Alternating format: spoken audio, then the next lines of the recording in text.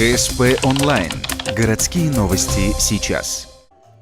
В Ухтинской библиотеке прошел праздник, посвященный закрытию конкурса «Моя любимая семья». Он шел 4,5 месяца, и за этот промежуток времени собрал целую коллекцию самых разнообразных творческих работ. Начиная от детских рисунков и заканчивая семейными фотоальбомами и изображениями генеалогического древа.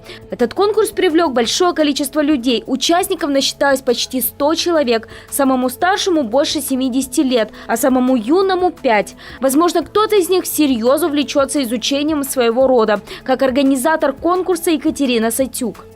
Изучением своего древа начала заниматься очень давно, еще с 8 класса, поэтому материала у меня на самом деле очень много. Дошла до 10 колена, то есть мои дети – это уже 10 поколение моих родственников далеких. А так, мне кажется, изучать родословную действительно очень нужно, потому что без нашего прошлого, как мне кажется, невозможно наше счастливое будущее. И осознание этого факта, пожалуй, самый большой подарок конкурса, который организовала Екатерина. Но победители, а их насчиталось 22 человека, получили еще и приятные презенты – настольную семейную игру «Лото» и, конечно же, книги.